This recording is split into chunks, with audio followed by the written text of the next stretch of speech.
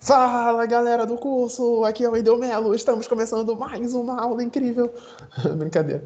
E aí, pessoal, vamos começar a aula aqui.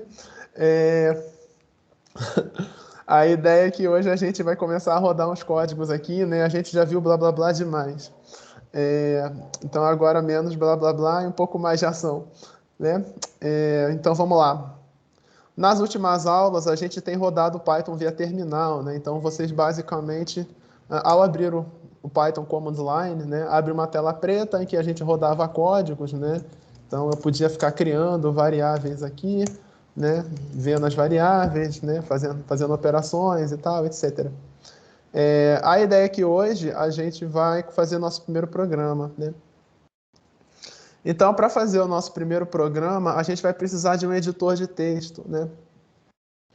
O Python ele já vem com uma IDE básica instalada, que chama IDLE, né? IDLE é uma piada deles lá, que eu nunca entendi muito bem. Mas, enfim, a IDE do Python se chama IDLE, mas ela é uma IDLE, é uma ideia muito básica. Para quem não sabe, IDE é um tipo de software que você usa para escrever programas, e geralmente as IDEs têm recursos para te ajudar a programar melhor e mais rápido, né? Então, já tem recursos integrados ali. A ideia do Python padrão é muito básica, ela é meio ruinzinha, para ser sincero, né? Então, fiquem à vontade, quem já usa outro tipo de editor, outro tipo de IDE. O pessoal gosta muito de usar, por exemplo, o PyCharm, né? Quem quiser usar, fica à vontade. Eu vou ficar na IDLE do Python mesmo, porque eu sou um cara raiz, né? Então, para abrir a IDLE do Python, vocês têm que procurar na sua lista de programas alguma coisa chamada Python IDLE.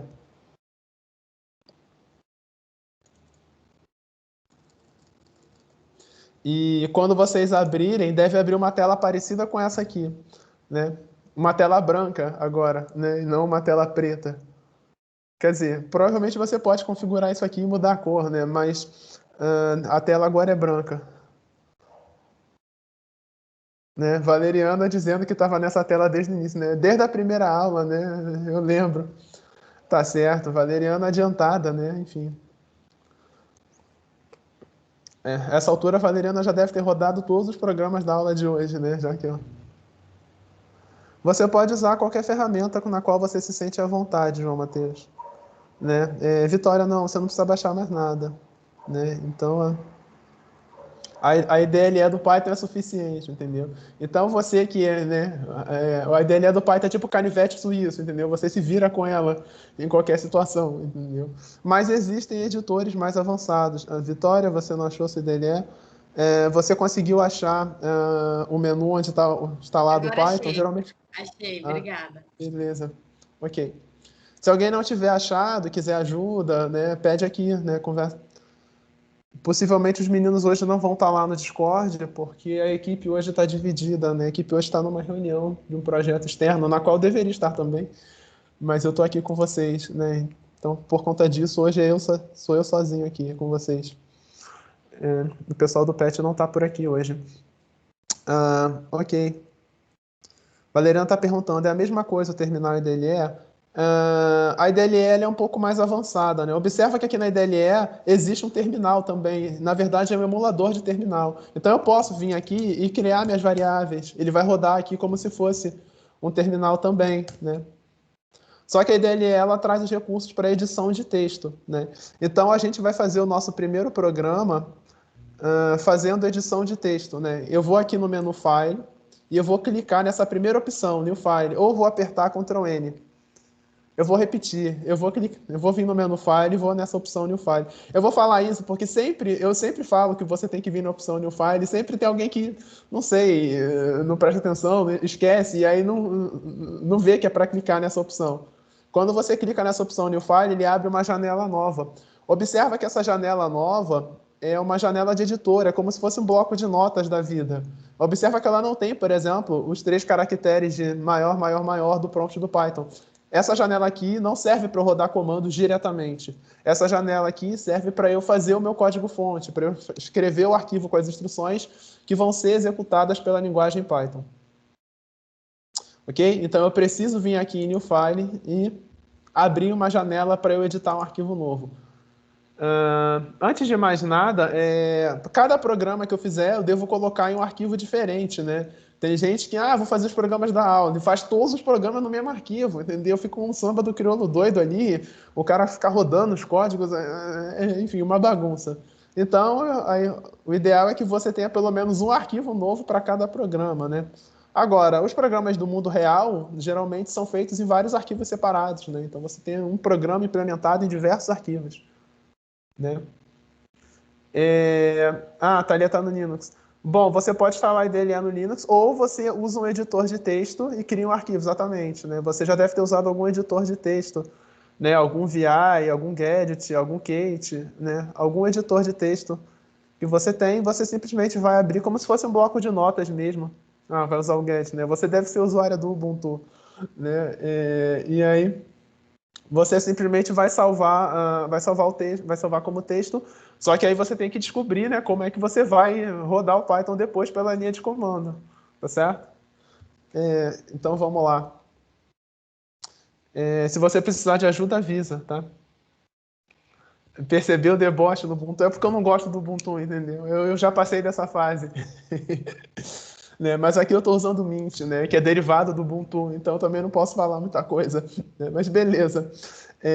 Ok, nosso primeiro programa em Python, vamos lá. Se alguém quiser me acompanhar, né, abrir sua janela e ficar digitando, provavelmente deve estar pequeno, né? Deixa eu aumentar. Deixa eu aumentar aqui o tamanho da fonte, né? Eu já devia ter feito isso antes, né? Mas é só para, né, botar aqui no tamanho 16. Ver se vai ficar grande demais. Acham que o tamanho tá bom? Vamos lá. Ou tá muito pequeno? Tá bom. Tá ótimo. Beleza. Então, se você puder, abre uma janelinha aí do lado, tenta digitar aí junto comigo, tenta copiar de mim.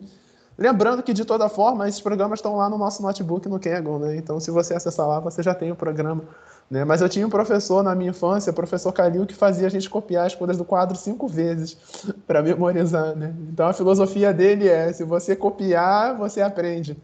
Na verdade, eu acho que ele tinha a preguiça de dar aula e fazia a gente copiar 5 vezes para passar o tempo. Ele escrevia pouco e a aula passava.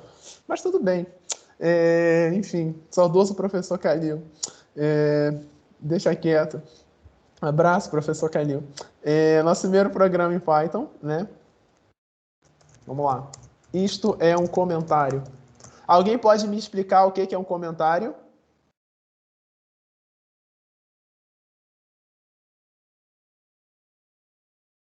É uma parte que não vai rodar. É uma parte que não vai rodar. É para comentar. É para você fazer uma observação que não vai aparecer depois. É só para quem tá com Para o você código. fazer uma observação para que não vai aparecer. Para quem está com código. Muito bem, né? Então, o comentário é uma espécie de anotação, de observação, né? Para nós, seres humanos, que estamos lendo o código, que estamos observando o código, né? O comentário não é para o interpretador Python, né? Então, comentário é algum tipo de expressão, né, uma observação que você coloca no programa para você, ser humano, entender o que você está fazendo. Enfim, é alguma coisa para você, ser humano. Então, os comentários são ignorados, né, pelo interpretador no Python. Como vocês devem ter observado, o que define o comentário no Python é esse caractere aqui. Tudo que tiver numa linha depois desse caractere aqui é considerado comentário, né? E aí você pode chamar esse caractere, né, de algum dos infinitos nomes que esse caractere tem, né? Tralha, cerquilha, jogo da velha, né? Sustenido. Mas a moda agora é chamar esse caractere de hashtag, né? Então, tudo que você colocar depois da hashtag numa linha é considerado comentário e o Python ignora. Ele simplesmente vai ignorar tudo que você colocar depois dessa hashtag, ok? Então, comentários no Python são feitos com a hashtag, né? Deu para entender? Beleza, né? A gente vai começar então fazendo o programa praxe, né? O primeiro programa que é praxe de você fazer quando vai aprender uma linguagem de programação, que é o programa Alô Mundo, né? Você tem que fazer um programa que vai jogar na tela, né? Na tela do terminal, a mensagem Alô Mundo, né? Isso é para dar sorte, é uma espécie de batismo, entendeu? Uma vez eu fui dar Python para uma turma em que eu não fiz o programa Alô Mundo como primeiro programa, e aí as coisas começou a dar tudo errado ao longo do período inteiro, entendeu? Bom, a gente teve azar, e no final das contas a maior parte da turma acabou até reprovando. Então é bom a gente fazer o programa Alô Mundo, né? Enfim, né? Para pedir a bênção aos deuses da programação e as coisas ocorrerem com sucesso até o final do curso, beleza? Então esse é o nosso programa Alô Mundo, né? Tudo que a gente vai fazer na tela é imprimir Alô Mundo. Então, para fazer isso, a gente vai precisar trabalhar com a ideia de entrada e saída de dados, né? Então, os programas precisam ter algum tipo de entrada e saída de dados, né? Entrada de dados, o programa recebendo dados do usuário de algum lugar, por algum meio, e a saída de dados, que é quando o programa devolve dado para o usuário, por algum meio, né? Então, aqui a gente não vai ter entrada de dados, mas a gente tem a saída de dados, que o programa tem que dar uma saudação para o usuário. A saída básica, né, no terminal é através da função chamada print, né? Então, com a função print, eu consigo escrever coisas no terminal, ok? Então, eu vou colocar print, né? Print é uma função da linguagem, então, como função, para fazer a chamada, a função, para usar a função, preciso de um par de parênteses. Como sempre, assim que eu abro um parêntese, eu imediatamente fecho e volto com o cursor para dentro, para evitar que eu esqueça de fechar depois e evitar dor de cabeça no futuro, com um parêntese sozinho, desacompanhado, forever alone, que vai me gerar erro no futuro. E aí, dentro do parêntese, eu coloco a expressão que eu quero que seja impressa, né? Então, eu vou colocar alô mundo. Assim. Só que tem um detalhe. Se eu colocar assim, o Python vai entender o seguinte, que eu estou me referindo a uma variável chamada alô, que eu estou me referindo a uma variável chamada mundo.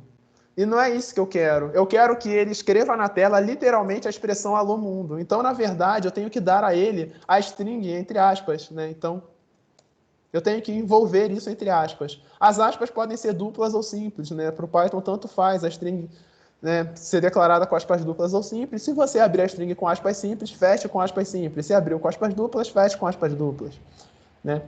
Quando eu coloco aspas duplas, é como se eu dissesse ao Python, Python, eu não quero imprimir a variável alô e a variável mundo, eu quero imprimir literalmente a expressão alô mundo. Por isso, né, entre aspas, literalmente isso. Tá certo?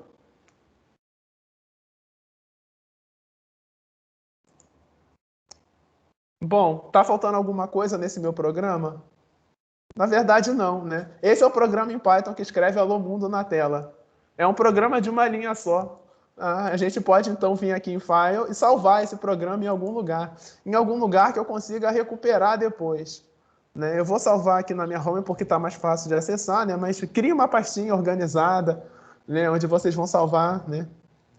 Chamar de prog1.py, né? Eu boto sempre a extensão .py no final, né?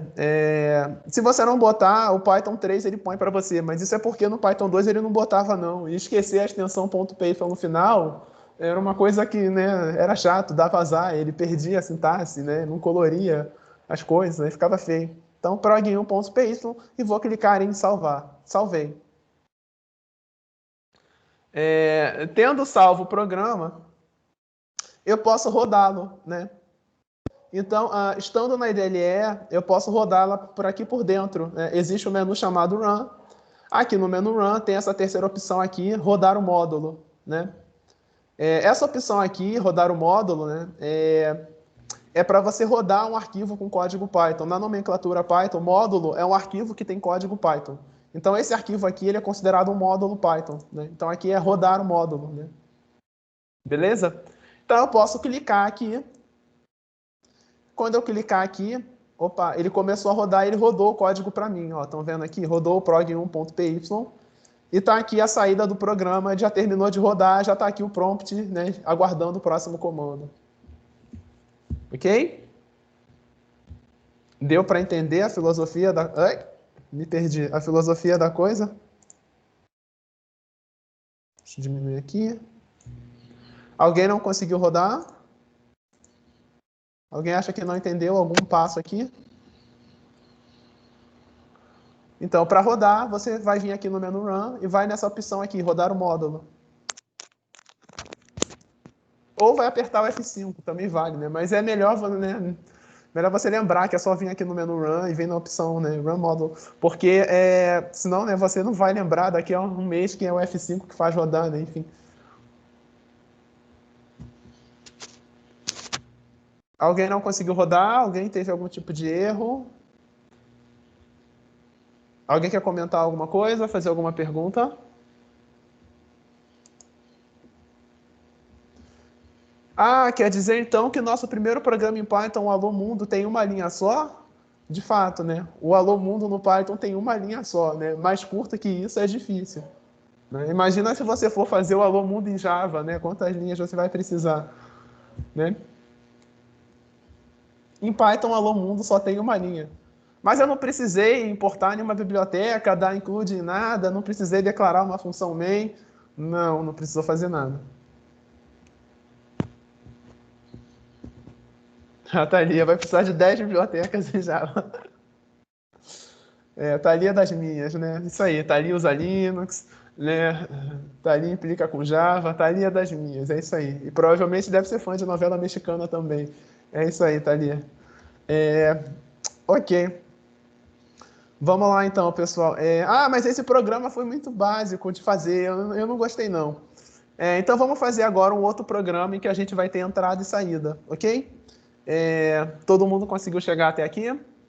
Alguém precisa de algum tipo de auxílio, apoio? E a Angélica não é fã de novela mexicana. Tá certo. Então eu vou criar um arquivo novo aqui. Vou vir aqui em New File, né? Não vou colocar nesse mesmo arquivo, né? Pelo amor de Deus. Vou criar um arquivo novo, né? Dando Ctrl N, eu vindo aqui em File, New File. Vou abrir um arquivo novo. Tá aqui meu arquivo novo. Legal. Né? Aqui, esse é o meu segundo programa em Python. Lembrando, né, que tudo que eu colocar numa linha depois da hashtag é considerado comentário. Eita. Eu escrevi lembrando. Gente, eu tô falando. Tô caducando muito, né? Eu falei lembrando, eu escrevi lembrando, né? Deixa pra lá. Gente, eu não sei quanto tempo a minha mente vai durar, não, entendeu? Daqui a pouco a minha mente já era, eu já tô esclerosado. Mas tá bom, né? Até lá a gente vai dando aula aqui do que a gente passa o conhecimento adiante, né? Espero que eu consiga ensinar tudo que eu sei antes desse dia chegar. Beleza. Esse aqui é o segundo programa em Python, né? A gente agora vai saudar. Vamos saudar o usuário, né? Usando o seu nome. Então aqui a gente vai fazer entrada e saída de dados, né? Então a gente vai começar perguntando o nome do usuário, né? Como é que eu posso fazer para perguntar o nome do usuário? Primeiramente, eu vou precisar de uma variável, né, no meu programa que vai armazenar o nome do usuário, né? Então, eu vou declarar aqui uma variável chamada nome, né? Declarar, que na verdade é simplesmente, né, usar a variável, né? Colocar a variável e fazer a atribuição. Essa variável, ela vai receber o nome do usuário quando o programa estiver executando, né? Justamente por isso ela chama variável. Cada vez que esse programa estiver executando, ela pode assumir um valor diferente, né? Enfim. Para isso, a gente vai usar a entrada de dados, né? A entrada padrão pelo terminal é através da função chamada input, no Python 3, né? Então, input, por ser uma função, eu preciso abrir e fechar parênteses, né? Aí, no caso, eu volto com o cursor para dentro. A função input no Python, ela serve para você receber um dado de entrada, né? Ela vai fazer o programa parar exatamente na linha em que ela estiver sendo executado, o programa vai parar ali, o cursor vai ficar piscando, esperando o usuário digitar alguma coisa e apertar Enter. Enquanto o usuário não apertar o Enter, o programa não pode prosseguir, né? É como se o programa congelasse, né? É como se o programa fosse colocado para dormir enquanto o usuário está digitando e o programa só pode acordar e prosseguir a execução quando o usuário aperta Enter. Na verdade, é realmente isso que acontece, né? O programa é colocado para dormir até o usuário entrar com dados e aí quando o usuário entra com dados, o programa, né, prossegue, como se nada tivesse acontecido. Na verdade, aconteceu, né? O usuário entrou com dados. Então, a função input serve para isso.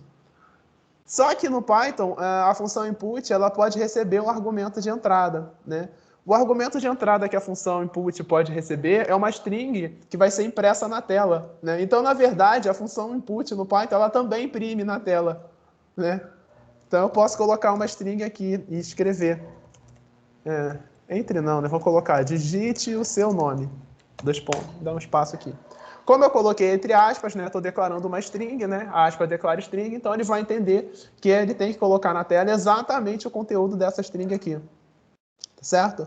Então a função input no Python, ela imprime a string que está recebendo como argumento de entrada e ela aguarda para que o usuário digite alguma coisa e aperte Enter. Né? Então o input no Python também imprime. Né? Ah, bacana. Por quê? Porque o pessoal percebeu que quando você precisa fazer entrada de dados, geralmente você precisa imprimir alguma coisa antes para avisar o usuário que ele tem que entrar com o dado.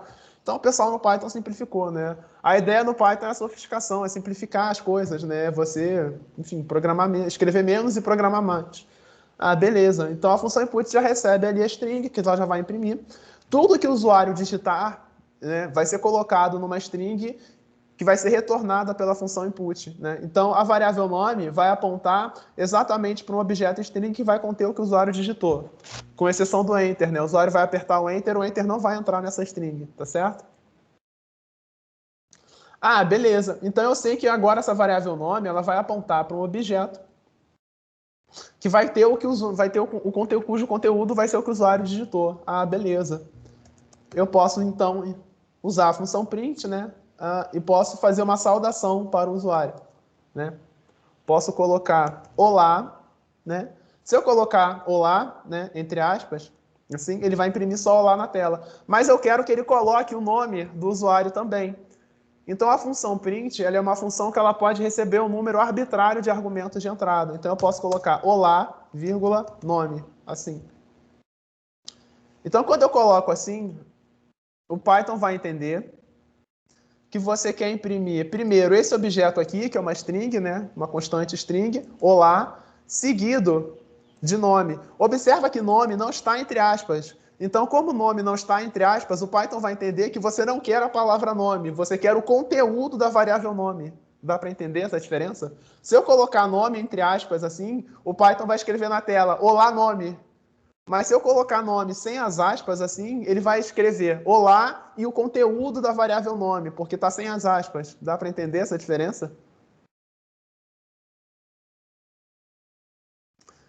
E quando você coloca os objetos separando por vírgula, o Python automaticamente coloca um espaço em branco entre eles. Então, eu posso colocar até um espaço em branco depois da palavra olá, mas eu posso também não colocar, porque o Python automaticamente vai colocar um espaço em branco entre os dois objetos. Tá certo? E aí eu posso botar isso aqui para rodar. Então eu posso vir aqui no menu Run e na opção rodar o módulo, como a gente fez da outra vez. Ele vai pedir para eu salvar, né? Porque eu ainda não salvei, beleza, né? Ó, você não salvou, salva isso aí. Aí eu dou OK, salvar prog2.py. Salvei. E aí ele começou a executar, tá aqui, ó. Ele começou a executar. Observa que ele está executando exatamente essa primeira. Nossa, estou mais perdido aqui do que não sei o quê. Ele está executando exatamente essa linha aqui. A primeira linha depois dos comentários. Deixa para lá. Está executando essa linha aqui. E onde você deu um input, né? Ele escreveu na tela exatamente, digite seu nome e está com o cursor aqui esperando digitar alguma coisa. Né? Então, eu vou lá e digito. Wendel. Dou Enter. E aí ele escreve na tela, olá, Wendel.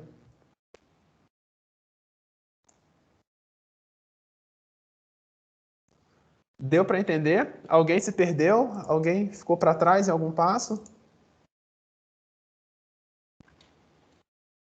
Né? Então observa que aqui você tem o conceito da variável. Nome é uma variável, né? Cada vez que você executa o programa, pode assumir um valor diferente. E seu nome? Ah, meu nome é Jéssica. Olá, Jéssica. Né? Então, a cada execução, essa variável nome vai assumir um valor, dependendo da entrada do usuário. Né? Então, o nome é uma variável. Né? Essa ideia da variável, algo que varia. Cada execução pode ter um valor diferente. Né?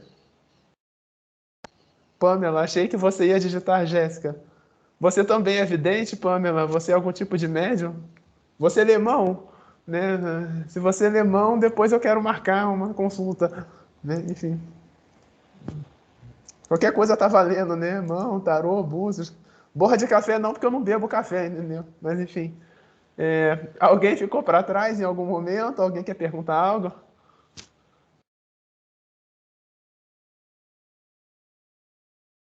Nenhuma pergunta? Nenhum comentário? Sempre depois que eu colocar o input, colocar alguma função, eu tenho que colocar o print depois para Não, fazer alguma coisa? não. Nesse caso aqui, a gente quer imprimir uma saudação, mas se a gente quiser fazer alguma outra coisa, a gente faz alguma outra coisa, entendeu?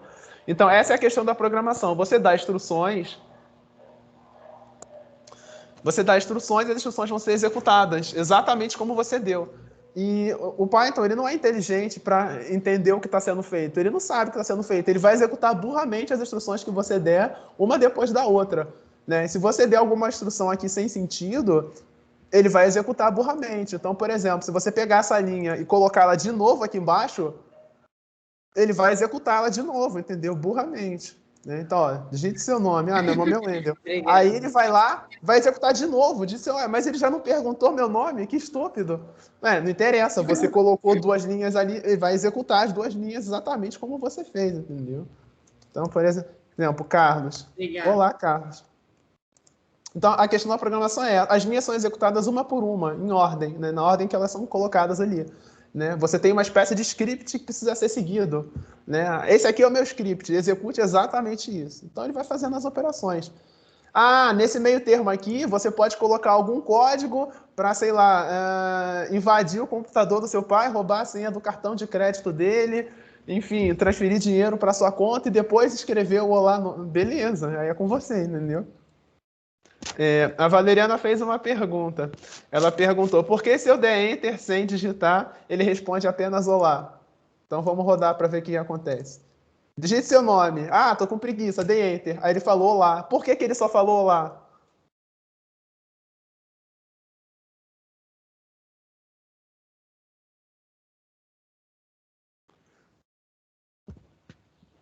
Ninguém?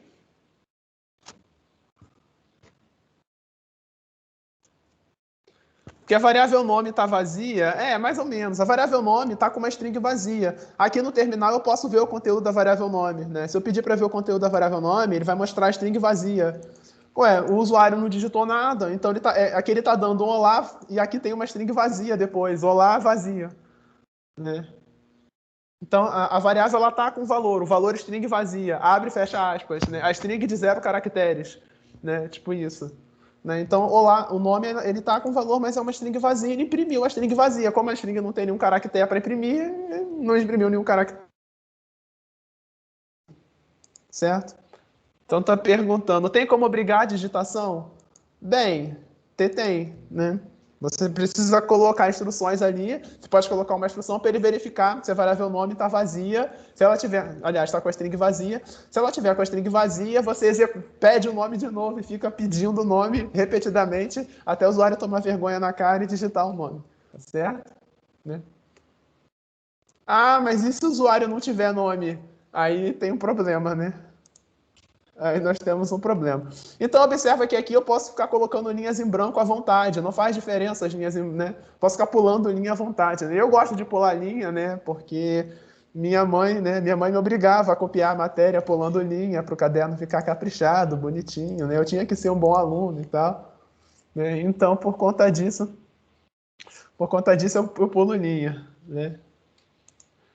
Observa que o Enter que você digita aqui, ele não vai parar na variável nome, tá? Então, o Enter acaba não entrando em nome, né? Então, você não tem o contrabarra N aqui. É o conteúdo sem o Enter. Ele tira o Enter, né?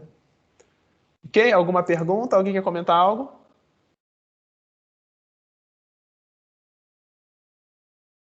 A Angélica está dizendo que ela não é um robô. Ainda bem, né? Mas ser robô deve ter suas vantagens, né? Enfim. Deixa quieto.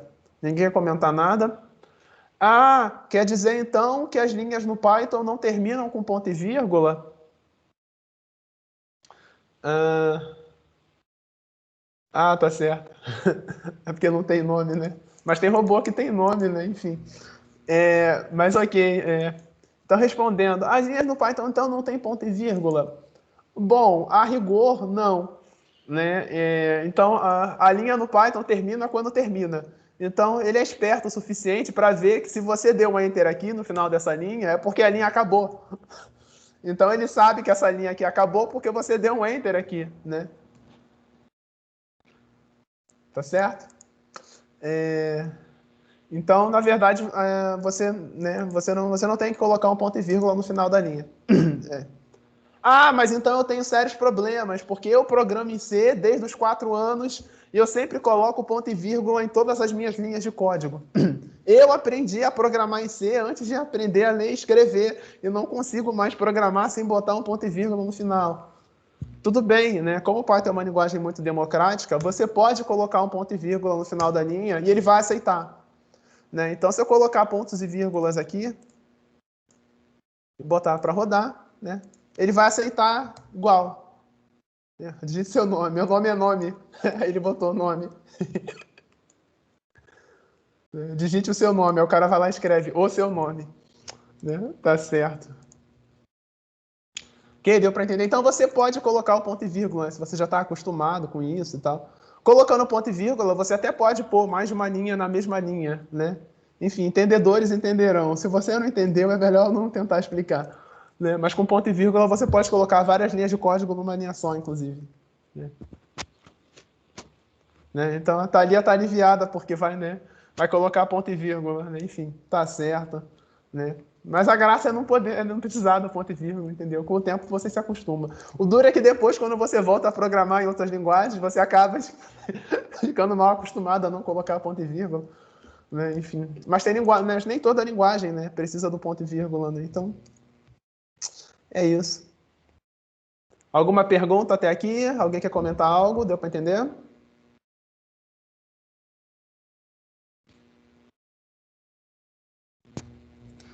Tá certo.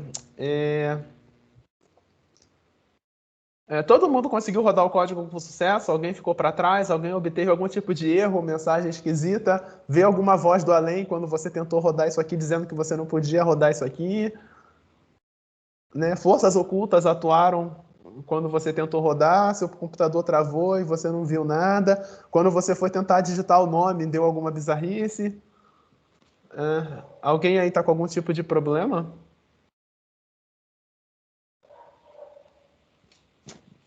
Tá certo. Então tá, vamos então prosseguir e fazer o nosso terceiro programa em Python. Ok? Lembrando que todos esses programas estão lá no nosso Kaggle Notebook. Né? Então ele está aqui, né?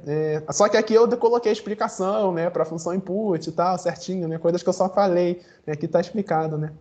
Para uma explicação ainda mais detalhada que o notebook, vá ao nosso livro, Introdução ao Universo da Programação com Python, que está em promoção, né? Está saindo por R$0, né? Beleza.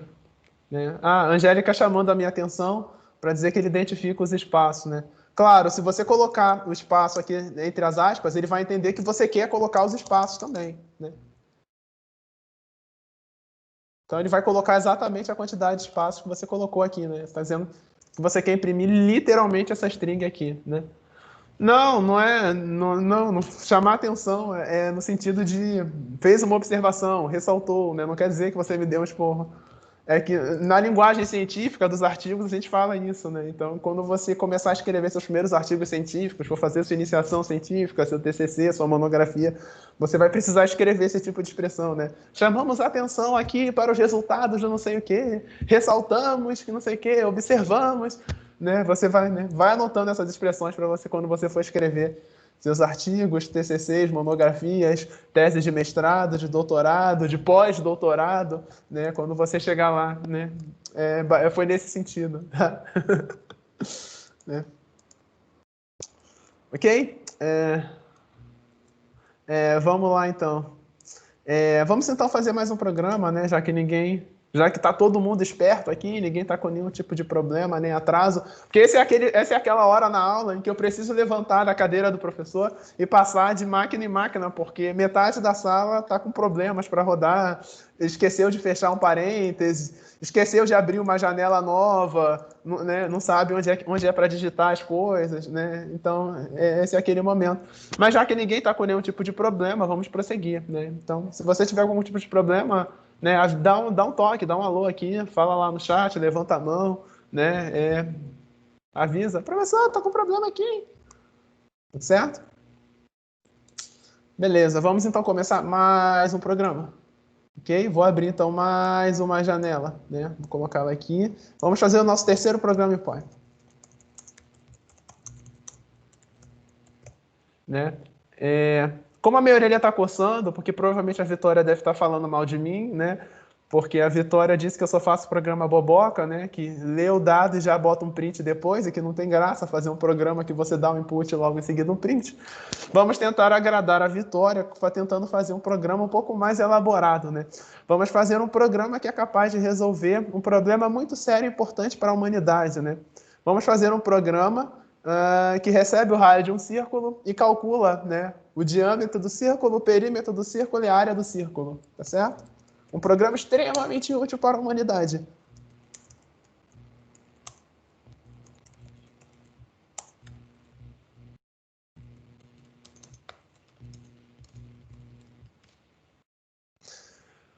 Ok? Então vamos lá. Né? Vou botar aqui, né, autor, né? Botei nas outras, né? Vamos botar aqui, Wendel Mello.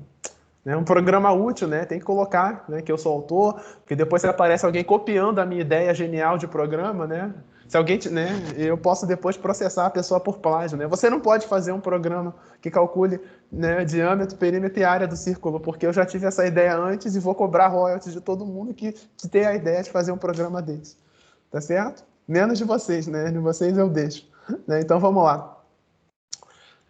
Como é que então a gente começa esse programa? Qual é a primeira coisa que eu devo fazer num programa que vai calcular diâmetro, perímetro e área do círculo? Alguém pode chutar para mim?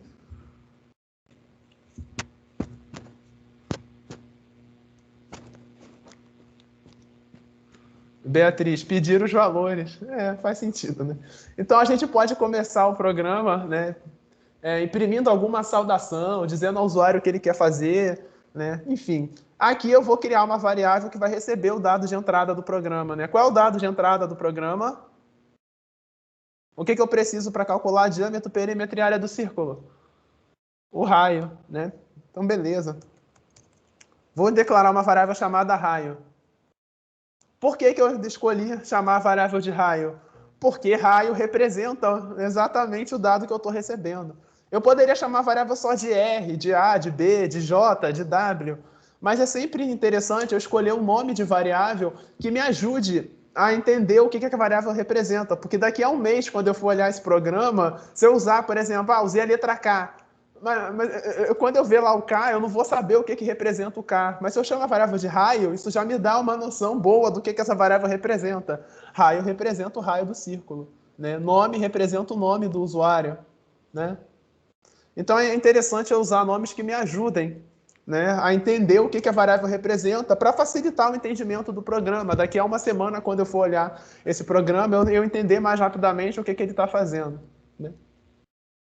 Ok, lembrando, né, é sempre útil dizer que o nome de variável não pode ter espaço, então eu não posso chamar a variável de raio do círculo assim, né? Porque o Python vai entender que, como tem espaço aqui, você está se referindo a três variáveis diferentes, né? A três variáveis separadas, e não uma variável só, porque tem espaço aqui. Então você não pode chamar variável, não pode usar espaço no nome de variável. Também não use caracteres com acento, C cedilha, evite tudo isso, né? Lembre-se que o Python segue os padrões da língua inglesa, onde não existem acentos, nem C cedilha, né?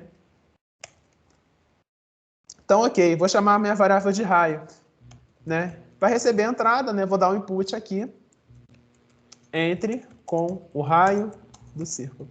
É engraçado falar isso, né? Entre com o raio do círculo, né? O raio do círculo. Parece que eu estou xingando o círculo, né? Mas não, é o raio mesmo, né? Não é que eu estou xingando o círculo, né? É o raio do círculo. Mas tudo bem. O que eu preciso fazer agora? Eu agora vou fazer contas com o raio que o usuário digitar para mim. Só que tem um pequeno problema. A função input, ela sempre retorna uma string. Eu não consigo fazer contas com string. Né? Para fazer contas, o que eu preciso fazer?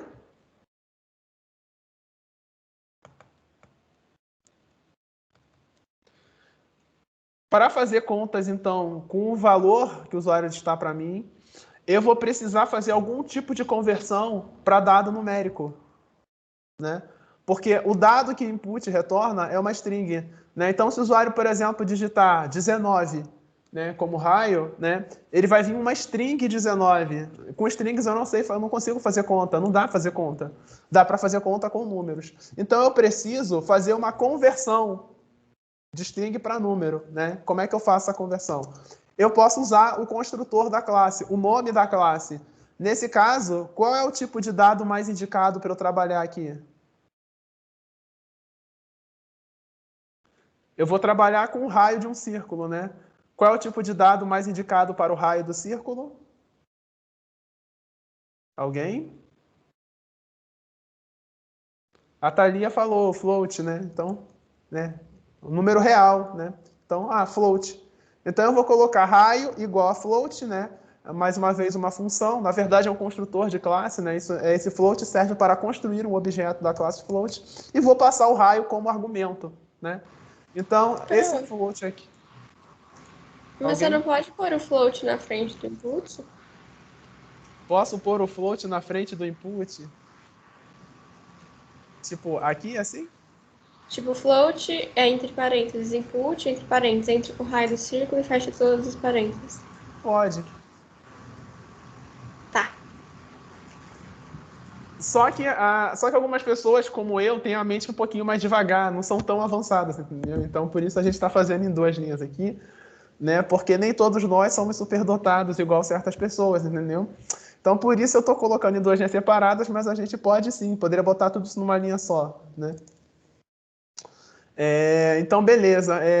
Se você também não é superdotado como eu e não entendeu o que a Beatriz falou, não se preocupe, né? Vai ficar mais claro depois. Então, basicamente, a gente está pegando o valor raio, que é uma string, né? Depois que ele executar essa linha, raio vai ser uma string com o conteúdo que o usuário digitou, e estamos fazendo a conversão para float. E a gente está fazendo a própria variável raio apontar para o objeto convertido. O que vai acontecer, então, com o objeto string que era apontado por raio anteriormente?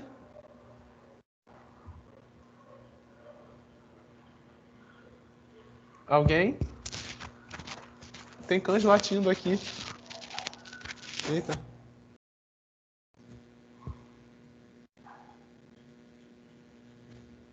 O que vai acontecer com a string que era apontada por raio nessa linha aqui, depois que ele executar essa segunda linha aqui?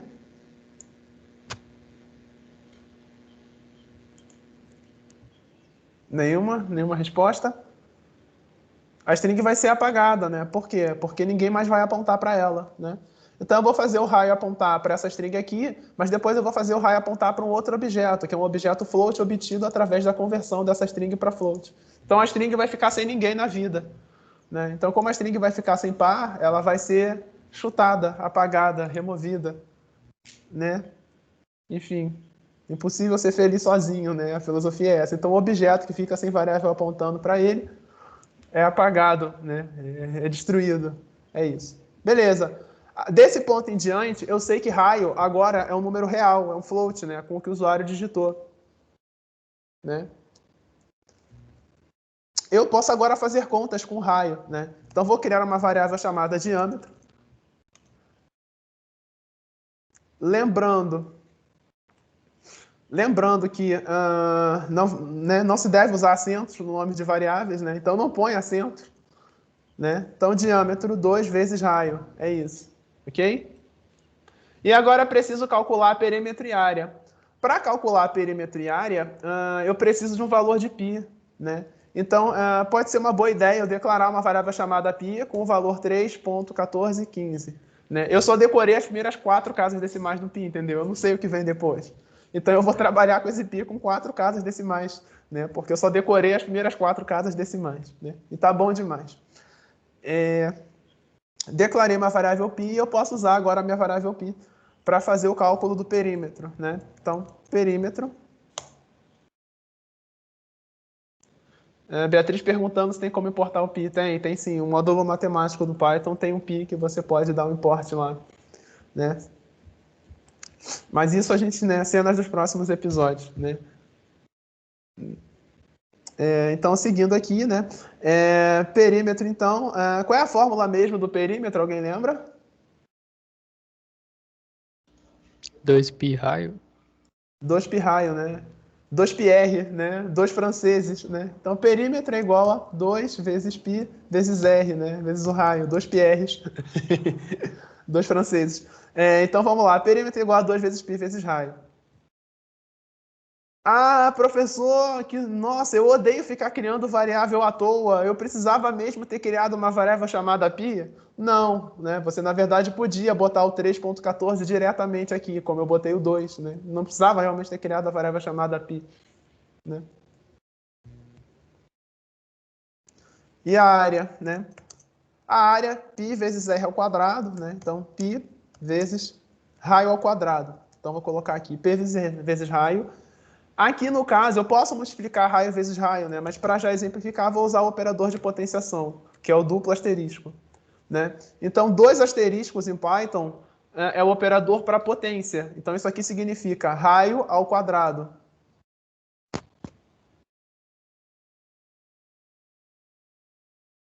Ok?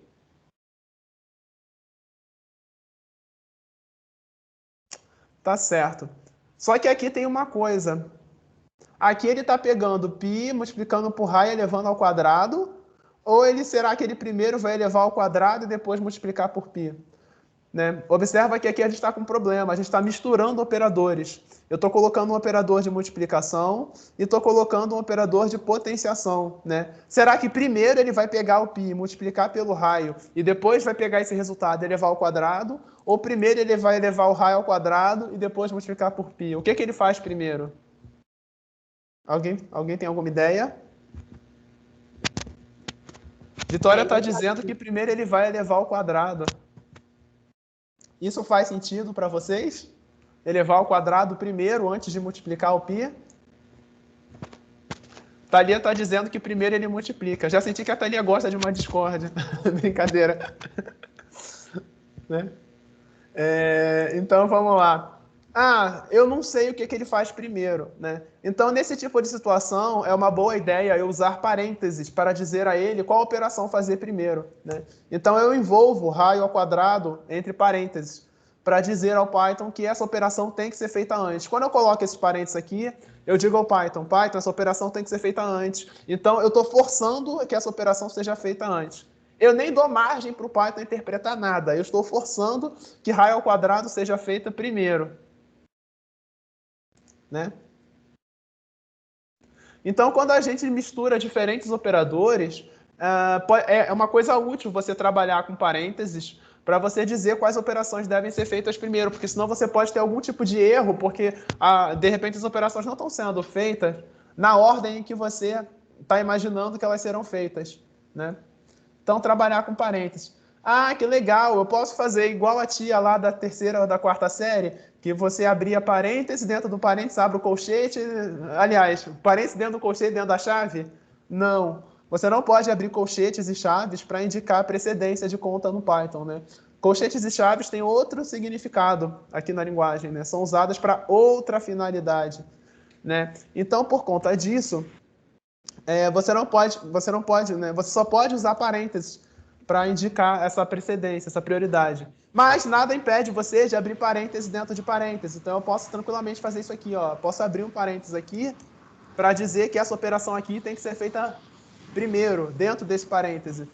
Né? Então, dentro desse parênteses aqui, esse parênteses interno ainda tem que ser feito antes. Né? Primeiro, ele tem que somar 2 mais 0, né? Para depois fazer raio elevado a esse resultado. Eu perdi aqui. Qual é a ordem que ele faria se não colocasse parênteses? Qual a ordem que ele faria? No caso, o Python vai seguir a precedência que a gente usa, né, para fazer as operações. Né? A potência seria feita primeiro. Então, no caso, se eu não tivesse parênteses, ele primeiro ia elevar, conforme a Vitória apontou, e depois ele ia multiplicar, porque então a potência tem precedência. Né? Então, se Obrigada. você não colocasse parênteses aqui, ia dar certo também. Tá. Mas, às vezes, você se confunde, às vezes, né, enfim, então coloca lá o parênteses, entendeu, para garantir, não dá sorte pro azar, entendeu? A bruxa já anda solta, né, nesses tempos de hoje. Então, né, não dê bola para a bruxa, entendeu? Não dá nenhuma chance para a bruxa atacar, né? E aí você vai lá e bota ali os parênteses, né, para garantir que a operação vai ser feita nessa ordem aqui. Mas nesse caso, a potenciação é feita antes da multiplicação, né, porque tem precedência maior. Ok? Beleza.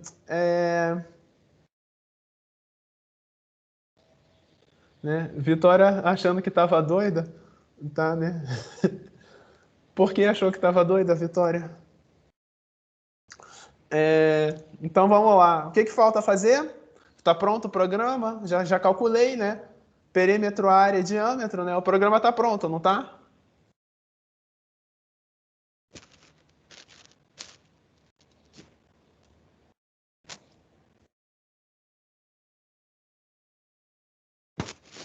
Alguém está sentindo falta de alguma coisa?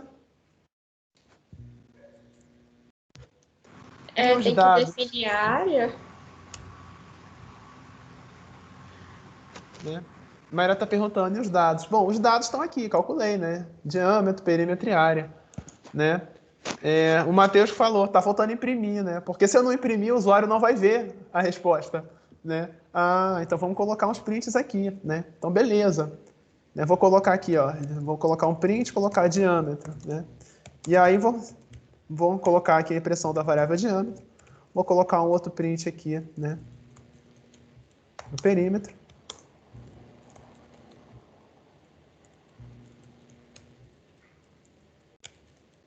E um outro print aqui para a área.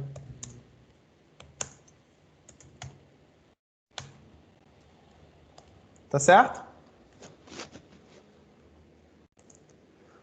Vou salvar o código. Salvar como prog3.py, né? E vou botar para rodar. Né? Antes que alguém se desespere, eu errei de propósito, tá?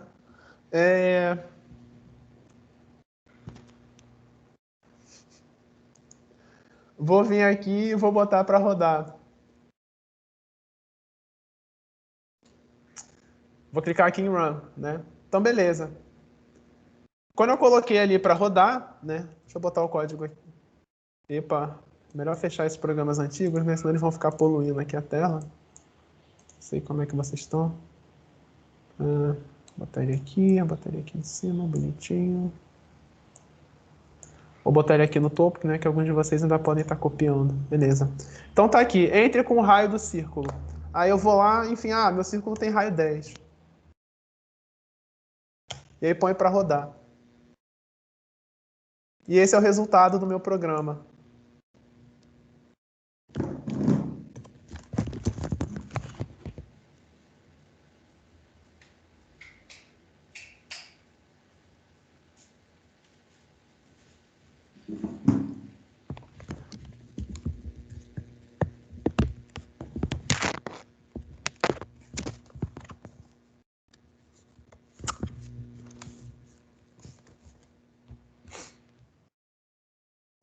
Então, o que aconteceu aqui? Eu entrei com o raio do círculo, que era 10, ele foi seguindo as operações, né? Então, ele calculou o diâmetro, que é 2 vezes o raio, né? Definiu aqui o π, calculou o perímetro, calculou a área, foi executando. Aqui ele imprimiu o diâmetro, né? O diâmetro, 20. Né? Aí ele imprimiu o perímetro. O perímetro, 62,83. Mas ele não imprimiu a área. Na verdade, aconteceu uma coisa bem esquisita aqui, né? Por quê? Eu recebi um alerta aqui, uma mensagem de erro, né? Tá aqui, né? As letras vermelhas aqui, ó, chamando a minha atenção. Agora é no sentido mesmo do, né? Tô levando um esporro, né? Do interpretador Python. Deu um erro aqui, tá certo? Deu um erro de execução no meu programa, né? Então, exemplificando aquilo que eu falei lá na primeira aula, né? A gente tem uma linguagem interpretada em que ele vai executando as linhas, você vai dando as ordens ali, ele vai executando. De repente, aparece uma linha onde ele não consegue executar por alguma razão, e aí ele aborta a execução aqui, tá certo? Mas ele executou o programa até onde ele conseguiu, né? Então, aqui no caso, eu obtive um erro de execução, né? Todo mundo obteve esse erro de execução ou alguém conseguiu rodar o programa com sucesso? né? Vitória está mostrando que ela teve um erro de execução. Thalia está tirando onda comigo, dizendo que ela programa melhor que eu, porque o dela rodou perfeitamente, né? A Vitória também deu um erro antes ainda do meu, né? Tá certo. Então, esse meu programa aqui ele tem um erro, né? Então, quando a gente executa um programa e a gente obtém uma mensagem como essa, a gente primeiramente não tem que se desesperar, a gente tem que manter a calma e pensar, peraí, o que que pode ter gerado esse erro, tá certo?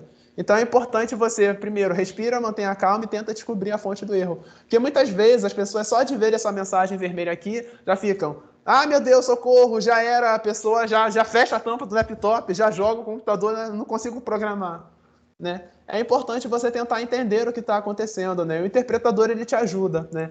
Então a primeira coisa é você tentar ler o que está escrito, o que ele mostrou para você de erro, para você tentar deduzir o que aconteceu, né? Esse é aquele momento, né, em que você incorpora o Sherlock Holmes, né? E você vai fazer a investigação, né, da onde ocorreu o problema, né? Vamos lá, você vai virar um perito agora, né?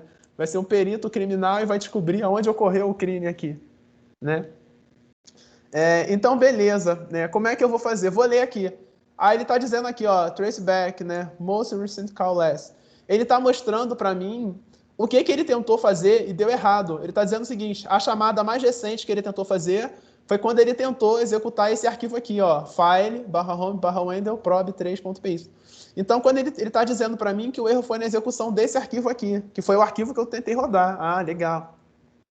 Às vezes você divide o programa em vários arquivos, fica difícil até de você saber qual foi o arquivo que deu erro, né? Mas aqui ele já diz, foi nesse arquivo aqui.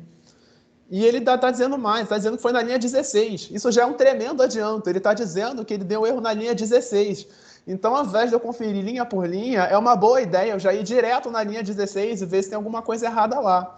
Ah, e como é que eu sei qual é a linha 16? Bom, você agora tem que descobrir qual é a linha 16. Aqui no caso, a IDLE, ela mostra para você qual é a linha aqui embaixo, ó, tá vendo? Aqui ele está dizendo que é a linha 6. Essa aqui, a linha 11. Então você já pode ir na linha 16, que é essa linha aqui, ó, linha 16, né? E ele está dizendo que a linha 16 aqui, o módulo, né, para dizer que foi na execução do módulo aqui, beleza? Quando ele ainda diz qual foi a instrução que deu problema, está dizendo que foi essa instrução aqui, ó, print área, vírgula, área, né? Então ele está dizendo que ele deu um erro quando ele foi executar essa instrução aqui, né? Essa linha aqui. Então você já sabe que é uma boa ideia procurar nessa linha aqui. Às vezes, você tem um erro numa linha e o erro, na verdade, foi provocado pela linha anterior. Então, por exemplo, você esqueceu de fechar um parênteses na linha anterior, ele só vai dar erro na linha seguinte, né? Porque, enfim, né? Ele tá esperando você fechar o parênteses. Aí você deu Enter, foi para a linha seguinte, né? Ele vai dar o erro na linha seguinte. Né? Então, às vezes, pode ser uma boa ideia, você olhou para a linha, não achou o que está errado, olha para a linha anterior e vê se na linha anterior você não esqueceu alguma coisa, não esqueceu alguma coisa que deveria estar lá, como, por exemplo, fechar um parêntese, dois pontos, fechar uma aspa, alguma coisa nesse sentido, tá certo? Então ele está dizendo aqui que a linha foi essa. E embaixo ele ainda está dizendo mais, está dizendo qual foi o tipo de erro que deu. Né? No caso, aqui, usando a nomenclatura mais técnica, a gente chama esse tipo de ocorrência de exceção. Né? Então isso aqui é um erro, é uma exceção, e isso tem um nome. Né? A classe desse erro, o erro também tem um tipo. Né? Assim como os dados têm um tipo, os erros também têm, as exceções também têm um tipo. Né? O tipo de erro é um name erro, erro de nome.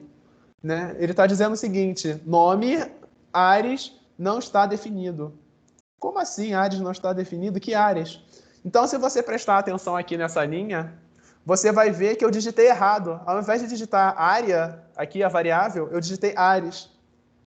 Então, como eu digitei Ares e não coloquei as aspas em volta, ele vai procurar pelo conteúdo da variável Ares. Mas a variável Ares não existe. Então, ele dá um erro de nome. Ó, essa variável não está definida. Então, esse foi o erro que deu. Então, é importante a gente aprender a verificar a mensagem de erro. Né? A gente tem que precisar aprender a verificar a mensagem de erro e entender o que está acontecendo para a gente conseguir consertar rapidamente. Ah, então eu já sei, eu digitei errado aqui. Não é Ares, é área. Ah, muito legal. Agora consertei o erro, vou botar para rodar. Será que agora funciona? Botei para rodar. Vou dar o OK aqui. Entre com o raio do círculo, né? Então, 10. Agora ele rodou sem dar nenhum erro, né? Tá aqui. Quer dizer, sem dar nenhum erro de execução, né?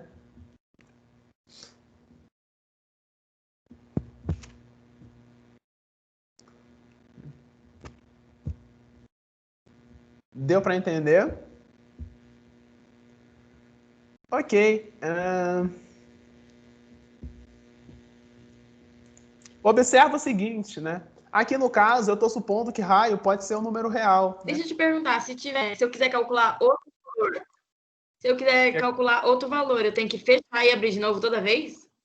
Não, você vem aqui e roda de novo, né? Porque o que o programa faz é o que está escrito aqui. Então eu venho aqui em run e boto ele para rodar de novo. Tem que colocar de novo. Não, é isso que eu tô perguntando. Achei que tivesse como na mesma página já calcular de novo, você tinha que colocar para rodar de novo. Tem, se você programar isso, né? Se você colocar instruções para eles, quando chegar aqui, voltar para cá, executar de novo isso aqui, ele vai tentar executar de novo, né? Ele vai seguir burramente o que você definiu. E tem como pedir, tipo assim, 2 casas depois da vírgula, só ou não? Tem, né? Então vamos lá. Primeiramente, a gente está supondo que raio precisa ser um float, né? Então pode ter casas decimais. Mas lembra que eu falei na primeira aula, né? Os americanos, eles usam ponto onde a gente usa vírgula. Então os americanos usam ponto como separador de casas decimais, né? Então, se eu colocar 12,3, isso para ele não é um número real, né? Isso para ele tem uma outra interpretação. O pior é que o Python entende, isso aqui para o Python ainda é válido, né? Mas, né, na verdade, isso aqui vai definir uma tupla, né? Mas enfim, isso são cenas dos próximos episódios. Mas se eu colocar 12.3, o que vai acontecer? Vai dar um erro de execução, ó. Qual foi o erro agora? Na linha 6, que é essa linha aqui, né? E ele vai falar o seguinte, ó, deu erro de valor agora, um outro tipo de erro. Aqui deu erro de nome, você usou uma variável que não estava definida, agora é erro de valor. Ele está dizendo que não pôde converter string para float. Ou seja, essa string que você digitou aqui, ele não é capaz de converter para um número real, porque você botou uma vírgula aqui e ele fala, eu não sei como é que eu converto isso para número real. Né? Então, na verdade, se você quer, né, realmente inserir um número real, você precisa usar ponto ao invés de vírgula, por exemplo, 2.5. Ah, isso, né, a língua inglesa entende o ponto como sendo separador decimal, né, e não a vírgula, né, enfim. Então aqui ele fez os cálculos aqui, agora com float, né. E se ao invés de float eu tivesse colocado int aqui? Aí, nesse caso, ele ia fazer a conversão para número inteiro e ia perder as casas decimais. Né? Então, nesse caso, faz mais sentido trabalhar com um raio que seja número real, ao invés de um raio que seja número inteiro. Em algumas situações, você está lendo um dado, faz mais sentido que o dado seja um número inteiro. Né? Alguém quer perguntar algo? Ah, alguém perguntou, no caso, né, quem perguntou? Foi a Vitória ou a Beatriz? Alguém perguntou se dá para imprimir com 2 casas decimais. Né? A maneira mais fácil de fazer isso é usando formatação de string, eu acho. Né? Então, na verdade, eu posso fazer o seguinte, né? Eu posso compor uma string, aí essa dica vale para quem já está acostumado com uma linguagem como C. Eu vou colocar aqui, nessa linha, por exemplo, vamos supor que eu quero imprimir o perímetro com 2 casas decimais só. Então eu vou colocar 1%. Lembra lá do %f? Né, lá da linguagem C, para quem no printf, aqui eu vou colocar 1%, 0.2f, né? Ou melhor, 0.2, né? Só 2 casas, então tá, 0%, 0.2f, para ele entender que aqui vai entrar um número float com 2 casas decimais. E aí eu vou tirar essa vírgula aqui, né? E vou colocar 1% depois da string. Quando eu colocar 1% depois da string, eu abro um parêntese e fecho lá no final. Aí fica assim, ó. Para ele entender que esse perímetro aqui vai entrar no lugar desse % 0.2f. Né? É um funcionamento parecido com o da função printf, né? Para quem está acostumado com C. Né? Então eu poderia botar outros valores aqui, botando outros %. Se eu botar outros valores aqui, aí eu coloco uma vírgula aqui e coloco mais valores para entrarem dentro da string. E aí eu ponho para rodar. Olha como vai ficar agora. Né? Entre com o raio do círculo, né? Aí eu boto 10. Agora o perímetro foi impresso com 2 casas decimais. Né?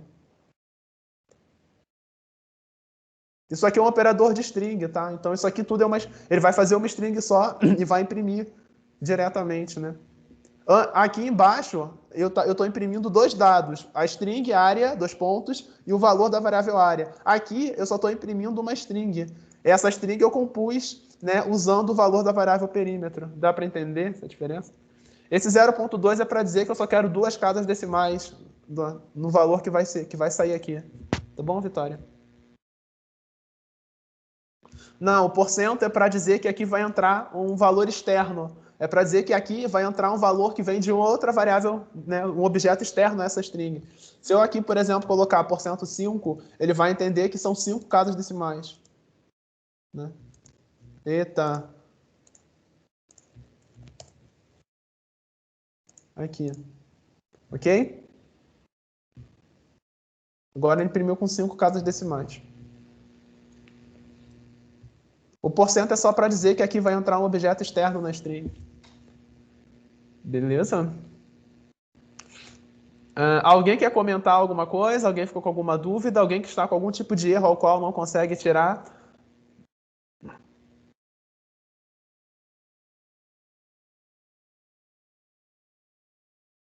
Thalia, por que não tem return?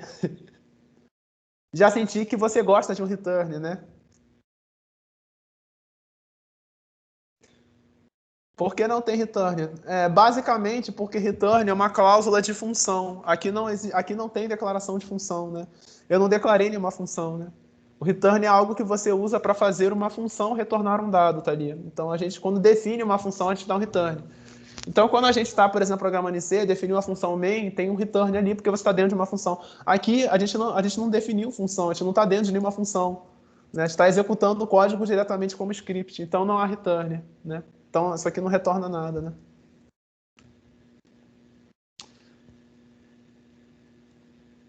Ok? O Daniel está perguntando por que tem o zero. Bom, isso aqui é da sintaxe lá da linguagem C. Né? Esse zero aqui é para dizer... É para você dizer o tamanho do campo, né? É lá da função printf, né? É mais para quem já aprendeu a programar em C, né? O Python herdou, né, essa sintaxe de lá, né? Então aqui você meio que diz o tamanho do campo, né? Vamos dizer assim. E aí quando você coloca zero para o tamanho do campo, você está dizendo que o campo vai ter tamanho variável, mas eu, por exemplo, poderia botar 10 para dizer que o campo tem que ter tamanho de 10 caracteres, enfim. Aí são detalhes lá da função printf, né? E se eu botar .5, ele também deveria funcionar, né? Aí ele vai entender que é como se tivesse um zero. É porque, na verdade, quando você define uma variável aqui, por exemplo, se eu definir uma variável v, v é igual a .7, né? O Python entende, quando você escreve .7, é como se você escrevesse 0.7, né? Tá certo? Alguém quer perguntar alguma coisa? Alguém viu alguma coisa esquisita? Ninguém tem nenhuma observação para fazer? Alguém notou alguma coisa estranha? Alguém obteve algum tipo de erro que não esteja conseguindo resolver? Alguém tem alguma sugestão, crítica, reclamação? Nada? Ninguém notou nada de estranho? Se você colocar o D ao invés do F... o porcento D, né? Porcento F é para float, né? Porcento D seria para inteiro. Né? Então, o porcento D entenderia que esse dado aqui seria inteiro. Né? Eu não sei o que acontece se eu botar um porcento D aqui, se vai dar algum tipo de erro ou não. Nunca testei. Né? Você pode testar depois e ver o que acontece. Né? Mas porcento F é para float, porcento D é para inteiro. Né? É a sintaxe mesmo do printf. Por que quando usa porcento não usa vírgula? Né? É questão de sintaxe mesmo, né? Então, essa vírgula aqui é o seguinte, é para eu separar o que eu quero imprimir na tela, né? Então, por exemplo, quando eu coloco uma vírgula, eu estou dizendo o seguinte, imprima esse objeto e depois imprima esse. É basicamente isso. Eu ainda poderia imprimir um terceiro objeto. Então, por exemplo, aqui depois do área, eu ainda poderia colocar alguma outra coisa aqui. Por exemplo, um ponto de exclamação. Aqui eu estou imprimindo 3 objetos, né? Essa string, depois o conteúdo da variável área e depois isso, mais essa outra string aqui, né? Então, se eu botar para rodar... Né? Opa, 10. Ele colocou lá o ponto de exclamação no final. Né? Então, a vírgula, eu posso colocar vírgula e sempre adicionar objetos para serem impressos, né? Só que nesse exemplo aqui, nesse caso aqui, eu estou imprimindo um objeto só, que é uma string. Eu só estou imprimindo essa string aqui. Só que eu já estou compondo essa string para ela já ficar com o valor do perímetro, né? É isso. Então, por exemplo, eu poderia fazer isso aqui, ó, colocar aqui, texto P, né? E aí eu pego tudo isso aqui e eu coloco aqui, ó, em texto P, né? Porque isso aqui vai definir uma string só. Ele já vai definir uma string que vai estar escrito perímetro, dois pontos, e o valor da variável perímetro dentro da string. Aí aqui eu só imprimo texto P. Eu posso fazer isso também, certo? E põe para rodar, ó. O resultado vai ser o mesmo, certo?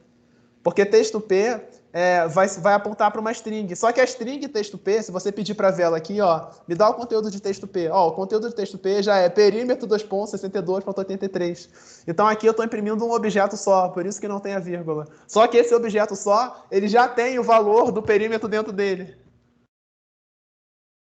Né? É tipo isso.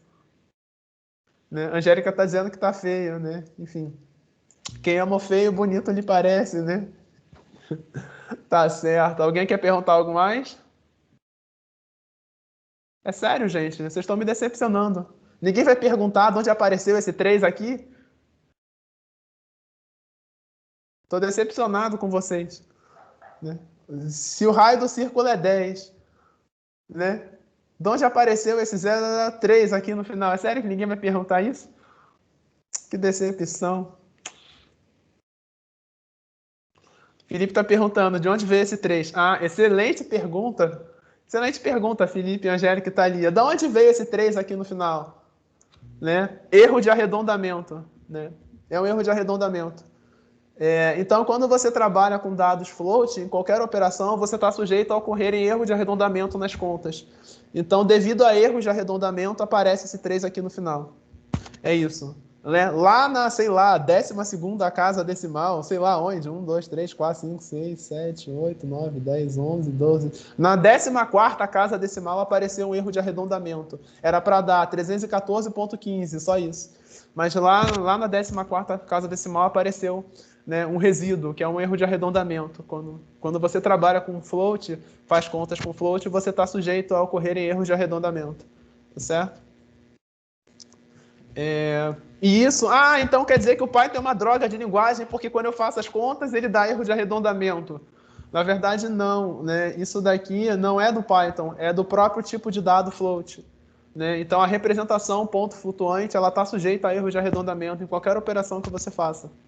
Então, se você fizesse mesmo programa em C e imprimir o resultado com 16 casas decimais, ao invés de imprimir com 6, com 2, ele vai mostrar também esse mesmo erro de arredondamento lá no final, em C, em Java, em qualquer linguagem, porque isso não é da linguagem, né? Isso é uma limitação da tecnologia, né? A nossa representação de números reais está sujeita, né? Está sujeita a esse tipo de erro de arredondamento sempre que você trabalhar com dados tipo float, em qualquer linguagem, certo? Isso é o demônio, né? Quanto mais contas você faz, maior o erro de arredondamento fica.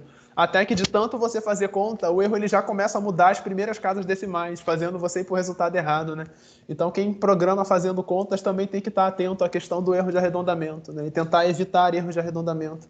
Né? Aí tem alguns macetes para isso, né? Enfim, algumas coisas que você pode tentar fazer para diminuir o erro de arredondamento. Mas isso é literalmente o demônio atuando no seu programa, né? Esses erros de arredondamento. Enfim, mas você vê que ele está lá na 14ª casa decimal, né? Então ele não vai influenciar muita coisa aqui, né? Ok? Beleza. Prosseguimos, então. Vou abrir um arquivo novo, né? Vou criar um outro programa aqui. Deixa eu minimizar aqui o meu círculo. Já que ninguém quer perguntar mais nada, né? Vamos fazer um outro programa aqui.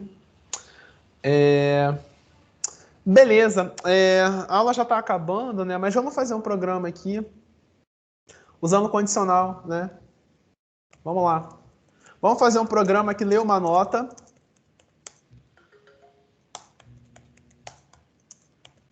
e informa o status para a nota. Tá certo? Então, beleza, né?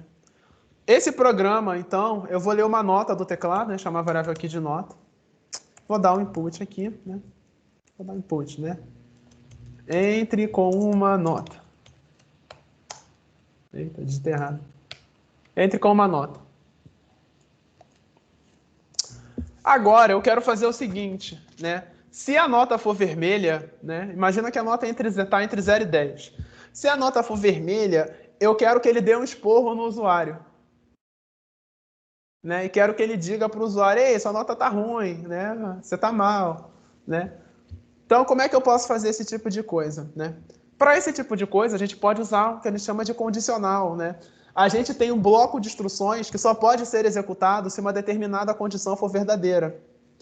Observa que, nesse caso aqui, a gente tem instruções que foram executadas uma depois da outra, em qualquer situação. Não importa o que aconteça, ele vai tentar executar essas instruções aqui. Ele só não vai executar uma dessas instruções se ocorrer um erro de execução ao longo do programa que faça ele abortar. Né? Não ocorrendo o erro de execução, ele sempre vai executar todas essas linhas aqui, uma atrás da outra. Só que tem algumas determinadas situações em que você só quer executar uma determinada tarefa se uma determinada condição for verdade. Então, por exemplo, vamos supor, eu tenho que sair para ir no mercado fazer compras, né? Mas se estiver chovendo, eu devo pegar o guarda-chuva e abrir o guarda-chuva. Mas só se estiver chovendo. Se não estiver chovendo, eu não devo abrir o guarda-chuva. Né? Imagina eu saindo na rua com guarda-chuva sem estar chovendo, né? Que esquisito. Se bem que nesses tempos de corona, né, de repente o guarda-chuva te dá alguma proteção a mais. Você está passando na rua, tem alguém lá do alto do prédio que espirra, né, espirra, cai em você. Né? Então, de repente, usar um guarda-chuva nesses tempos de corona talvez nem seja uma ideia tão ruim assim. Mas beleza. Existem determinadas instruções que só devem ser executadas se uma determinada condição é verdade. E para isso a gente vai usar um condicional. Né? Então, aqui no Python, a gente vai usar o condicional if, né, que serve exatamente para isso. Né? Então, vou colocar aqui o if. E depois do if no Python, a gente coloca uma condição que a gente vai testar. Eu quero dar um esporro no cara se a nota for vermelha, se a nota for abaixo de 5. Então, eu vou colocar aqui uma condição. Nota menor igual 5.0. Assim. Ok? Aqui eu estou colocando uma condição. Então, ele precisa testar essa condição. Né? E se essa condição for verdade, ele deve executar um bloco de instruções, mas apenas se essa condição for verdade. Se essa condição não for verdade, ele não deve executar o bloco. Legal. E aí, a sintaxe do Python diz que quando você tem um if, quando você tem qualquer tipo de cláusula onde você pode ter um bloco de instruções vinculadas a ela, você tem que pôr 2 pontos no final da linha. Então, tem que ter 2 pontos aqui. Precisa ter esse espaço? Não precisa. Pode ficar assim, ó. Enfim.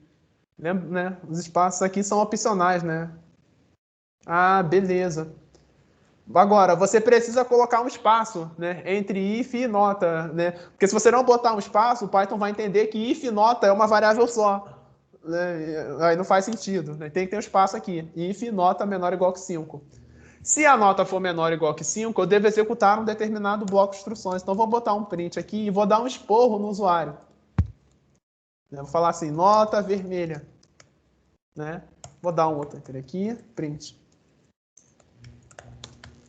Você precisa estudar mais. Vou dar um outro print aqui. Saia do PC e vá estudar. Pronto.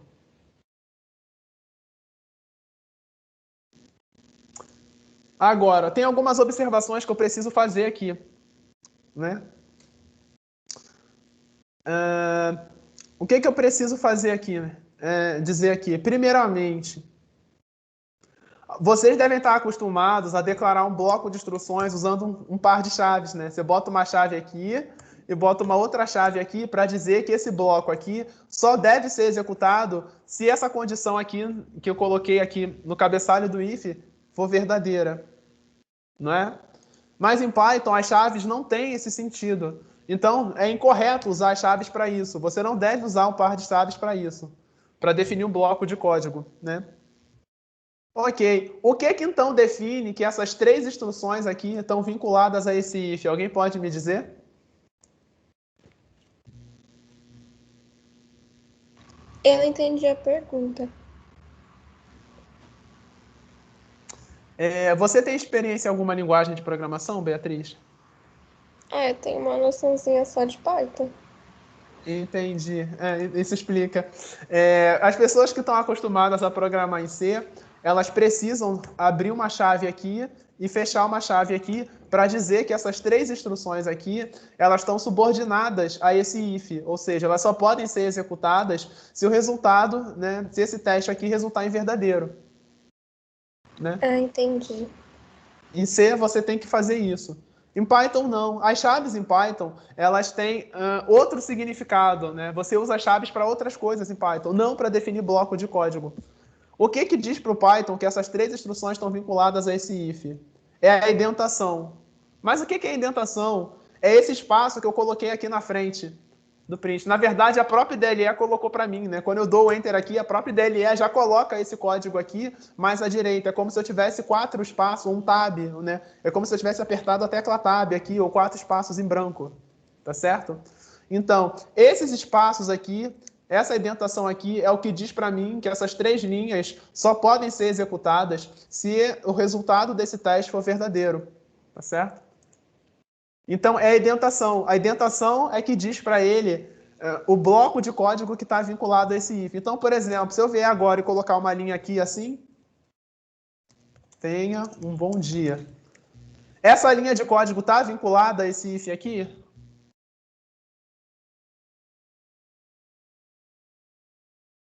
Né? Não está. Por quê? Porque eu não coloquei o espaço na frente. Ela não tem um tab na frente. Se eu der um tab na frente, agora essa linha de código está vinculada a esse if aqui. Ou seja, essa linha de código aqui está dentro desse bloco que só pode ser executado se esse teste for verdadeiro.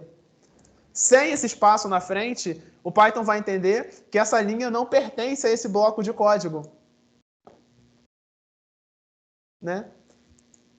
E que, portanto, essa linha aqui, ela tem que ser executada em qualquer situação. Ok? Deu para entender? Então, o que esse programa faz? Ele vai ler uma nota do usuário, vai testar se a nota é menor ou igual que 5.0, né? E aí, o que ele vai fazer?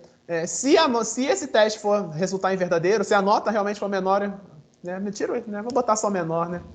Se a nota for só menor que 5.0, ele vai imprimir essas 3 mensagens na tela e depois ele vai vir para cá e vai seguir a vida normalmente. Alguém notou a falta de alguma coisa nesse programa?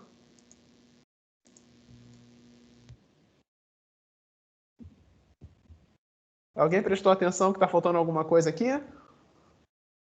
Fala, Thalia.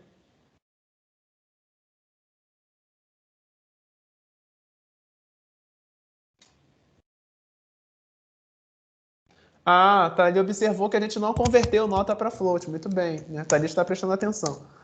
Então, beleza. Nota igual a float de nota. Se eu não fizer a conversão, essa operação aqui vai dar um erro, né? Porque ele vai dizer que não consegue comparar uma string com um número. Então, tem que ser nota igual a float de nota. Agora eu fiz a conversão de nota para o tipo de dado float, né? Beleza. Agora posso rodar. Vou botar ele para rodar.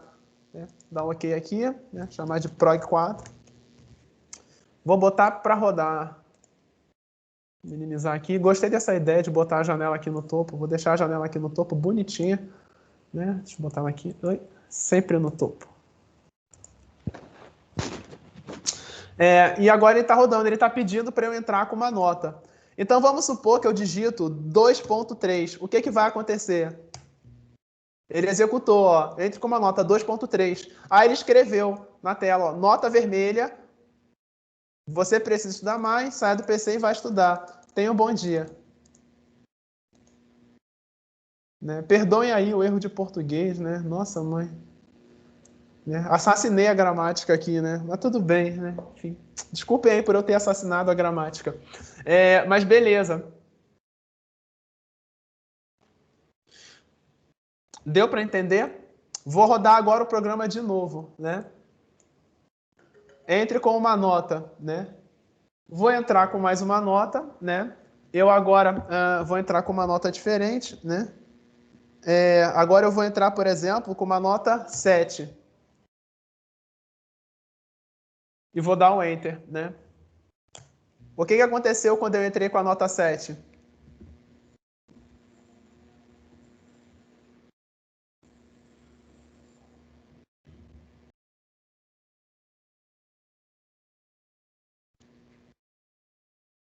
Alguém pode dizer?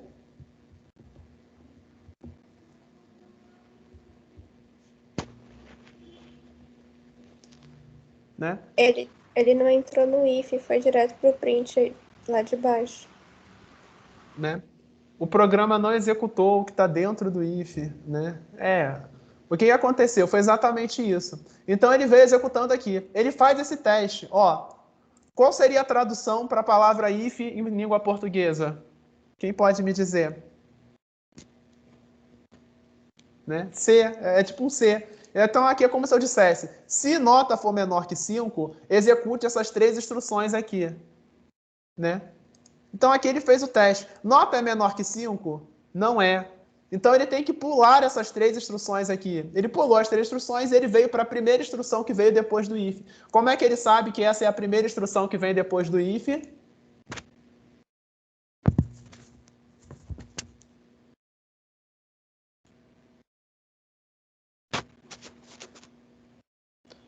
Né? Vitória respondeu, porque não tem esse espaçamento no início, ela não está identada, né? Eu não coloquei esse espaço. Se eu colocar esse espaço aqui, botei o espaço e botar para rodar, né? E agora eu coloco o set. O que vai acontecer? Nada, né? Porque ele vai pular agora todas essas instruções, né?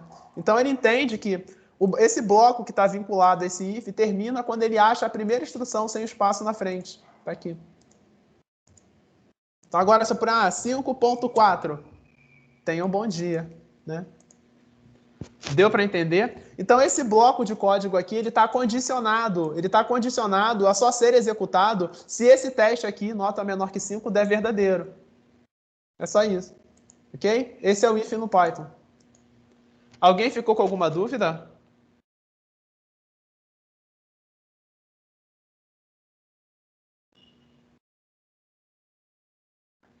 Quer dizer então que quando a gente escreve o if no Python, eu não preciso colocar um parêntese em torno do teste? Eu não preciso fazer isso aqui?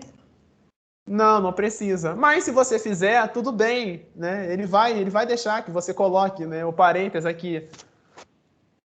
Mas não, a sintaxe do if não exige que você ponha esse parêntese, não. Você pode botar assim.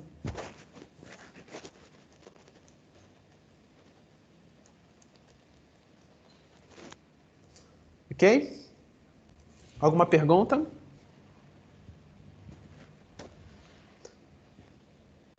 O 2 pontos é obrigatório.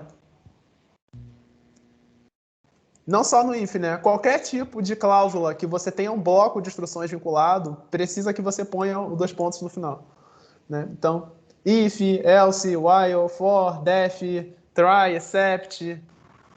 Né? O if é uma função. Não, é uma cláusula. Né? Então Função, você não por poderia pedir exemplo, o é return. input, é print, né? É float. Né? O if ele é tipo um comando, uma palavra reservada da linguagem, uma cláusula mesmo da linguagem. Então no if não pode pedir o return. Não, não faz sentido, né? Porque if não tem o que executar, né? Não faz sentido.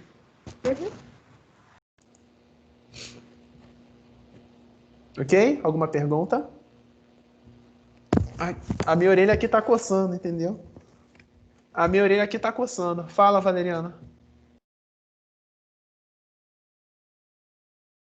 Minha orelha aqui tá coçando porque provavelmente a Vitória deve estar falando mal de mim. A Vitória provavelmente deve estar reclamando porque o programa dá um esporro quando a pessoa tira uma nota vermelha, mas o programa não fala nada quando a pessoa tira uma nota azul. Não é verdade? Sim, Valeriana, eu vou voltar nisso depois. Tá bom? Então, tá certo, né? Você pensou tão alto que eu ouvi daqui, Vitória, entendeu? A Vitória tá dizendo que pensou nisso, né? Mas ficou quieta. Só que você pensou tão alto que não adiantou nada ficar. Eu ouvi você pensando daqui, de tão alto que você pensou, entendeu? Então, o que acontece? A Vitória tá reclamando que o programa dá um esporro, né? Quando a pessoa tira uma nota vermelha, mas não faz nada se a pessoa tira uma nota azul, né? Por quê? Porque, na verdade, eu estou seguindo a filosofia da minha mãe, entendeu? Quando eu tirava a nota vermelha, eu apanhava. Quando eu tirava a nota azul, eu não fazia mais que minha obrigação e não merecia nenhum tipo de premiação ou de elogio. Né? Então, eu estou só seguindo a filosofia na qual eu fui criado. Mas, para tentar deixar a Vitória um pouco mais feliz, vamos então mudar um pouco esse programa. Vou vir aqui em File, vou salvar como, né? Vou vir aqui em Save As, salvar como, Ctrl Shift S, e vou criar então mais um programa sem apagar esse que eu já tenho. E aí agora eu posso fazer uma alteração, né? Agora eu posso usar uma cláusula chamada else, né? Qual seria uma tradução para a cláusula else? Alguém arrisca?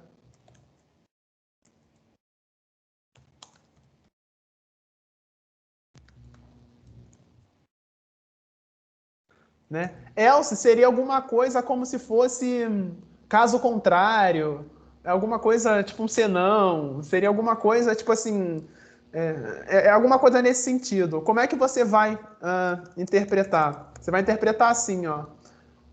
Se nota menor que 5, execute esse bloco de instruções. Se não, caso contrário, ou seja, se a nota não for menor que 5, execute esse bloco aqui. Seria isso.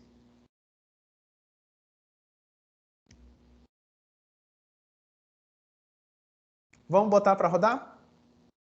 Vamos. Então, entre com uma nota. Ah, o cara tirou 3.1. Se ele tirar 3.1, ele vai fazer o teste. Nota é menor que 5? É. Então, ele sabe que ele tem que entrar nesse bloco aqui e executar esse bloco de 3 instruções. Né? As 3 instruções com tab aqui. Ah, legal. Né? E se a nota não for menor que 5? Entre com uma nota. Vamos supor que o cara tirou 9. Ah, nota azul, né? Meus parabéns. Então, se esse teste aqui resultar em falso, ele sabe então que ele tem que pular essas instruções aqui e executar essas instruções que estão vinculadas ao bloco else, né? Então, esse bloco else aqui é como se fosse um caso contrário, né? Então, se isso aqui for verdade, faça isso. Caso contrário, faça aquilo. É tipo isso, entendeu? Você está dando instruções para ele. E essa linha, tenha um bom dia, ela sempre vai ser executada, porque ela não está vinculada a nenhum if nem else. Ok? A Vitória perguntou, eu podia abrir outro if? Ah, podia, Vitória, né? Você é livre, né? Então, como a Vitória gosta de ser do contra, eu posso botar um outro if aqui e botar if nota maior ou igual que 5.0. Dá no mesmo, né? Vai dar no mesmo. Só que agora eu tenho 2 ifs independentes. Espera aí, botar para rodar que não foi. Ah, foi. Agora eu tenho 2 ifs independentes, né? Então, se eu botar agora a nota, por exemplo, 7, né, dá certo. Né? Você pode pôr quantos ifs você quiser. Você só tem que tomar cuidado, né? Porque, por exemplo, aqui nesse caso, como eu tenho 2 ifs independentes, ele pode executar tanto essa linha aqui, tanto esse bloco aqui, quanto esse bloco aqui, se os 2 testes derem verdadeiro. Se esse teste aqui der verdadeiro, ele vai executar esse bloco e ele vai fazer esse teste aqui também. Se esse teste também der verdadeiro, ele vai executar esse bloco. Mas, professor, tem como uma nota ser menor que 5 e ao mesmo tempo ser maior ou igual que 5? Não, não tem. Quer dizer, não tem. Enfim, eu pensei num caso bizarro aqui, mas tudo bem. Não tem. Então, mas dependendo de como você faz o teste, né, você poderia ter alguma coisa que pudesse dar verdadeiro aqui, você entrar aqui, e alguma coisa que você coloca aqui que pudesse dar verdadeiro aqui e você pudesse entrar aqui também. Então, vamos supor que por descuido, você botou menor ou igual que 5 aqui. Né? Aí você põe para rodar. Aí quando você coloca agora a nota 5, ele vai entrar nos 2 blocos, né? Porque 5 é menor ou igual que 5 e 5 é maior ou igual que 5. Né? Então, quando você usa ifs independentes, você está sujeito a isso. Agora, quando você usa um else ao invés de ifs independentes, né? Quando você usa um else aqui, você garante que ele só pode entrar em um dos 2 blocos. Né? Você garante, só pode entrar em um dos 2 blocos. Não pode entrar nos 2 blocos ao mesmo tempo. Porque todo else está vinculado a um if. Né? Vitória perguntando se pode adicionar outro if para alguém que teve nota maior que 9. Pode, Vitória, claro. Alguém quer perguntar alguma coisa? Nenhuma pergunta? Bom, só para terminar a aula, né? Permitam que eu passe 2 minutos do tempo, por favor. Só para dar um último exemplo aqui, já que eu estou falando de if. Alguém perguntou se a gente pode colocar um if not, né? Na verdade, eu entendo como else if. Então, a gente tem essa possibilidade, sim. Né? Eu vou salvar esse programa como, né? Para criar um código novo. E aí eu posso fazer aquilo que a Vitória falou. Ó, então, eu posso fazer, por exemplo, o seguinte, ó. Se... Né? Vou botar aqui um if. Se a nota é maior ou igual que 0 e, ao mesmo tempo, a nota menor que 5, né? Aí o operador AND no Python é a palavra AND mesmo. Então aqui a minha condição é composta de duas cláusulas, né? A nota tem que ser maior ou igual que 0 e, ao mesmo tempo, menor que 5. Aí ele vai dizer nota vermelha. Aí eu posso fazer o seguinte, posso botar um elif. Um elif é como se fosse um else if, né? É como se eu colocasse mais um if aqui para ele fazer mais um teste, né? Então eu posso botar um elif assim, ó, a nota maior ou igual que 5 e ao mesmo tempo maior ou igual que 10, né? O Python permite isso. O Python permite que você compare se nota está entre 5 e 10 dessa forma. Você pode comparar usando essa forma aqui, com o AND, ou você pode comparar dessa forma aqui. Mas isso é bem específico do Python, né? Se você tentar fazer isso em C, o resultado vai ser catastrófico, né? Em C, em Java, você não pode fazer esse tipo de coisa aqui. O resultado é outra coisa, nada a ver. Mas em Python você pode comparar se a nota está entre 5 e 10 fazendo assim, né? Ah, legal. E aí eu coloco, né? Nota azul, meus parabéns. E aí agora eu vou colocar um else aqui para dizer que a nota está inválida. Nota inválida, assim.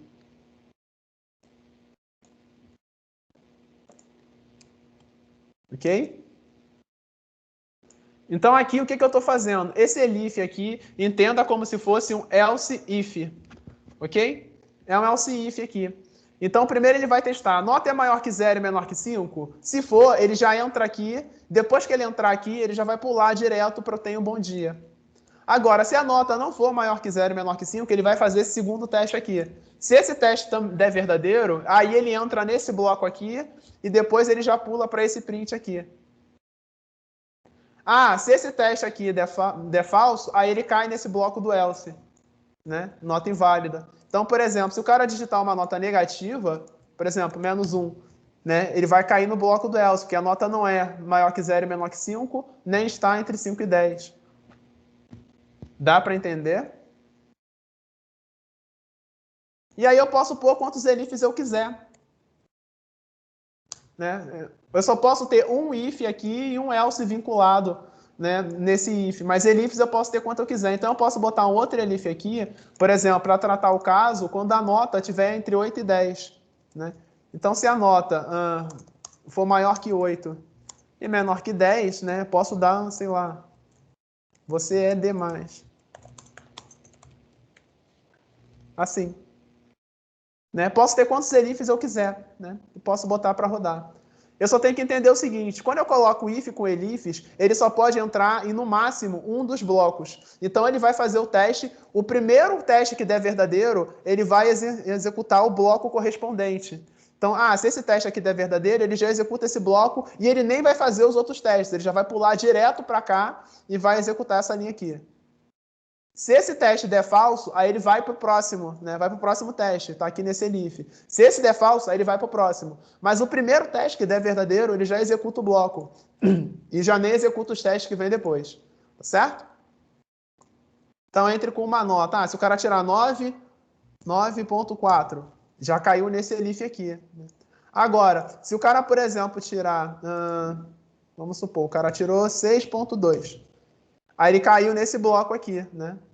Nota está entre 5 e 8, ele caiu nesse bloco aqui, executou esse bloco aqui, ele nem vai chegar a fazer esse teste. Né? Alguma pergunta? Deu para entender?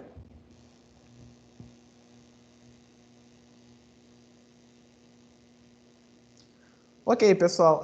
Lembrando que esses programas estão todos lá no notebook que eu mandei, tá? Você pode executar, pode brincar com os programas lá, mudar. E você, o notebook também está no link da descrição do vídeo, né? E você também, se quiser exercitar, né, vá aos exercícios no capítulo 3, né? Nos capítulos 2 e 3 tem exercícios para exercitar isso aí. Vou encerrar por aqui, tá? Se alguém tiver tido algum problema, algum tipo de erro para executar, né, é só ficar aí e perguntar, tá bom? Muito obrigado aí. Desculpa ter passado um pouco do tempo, tá bom, gente? Valeu.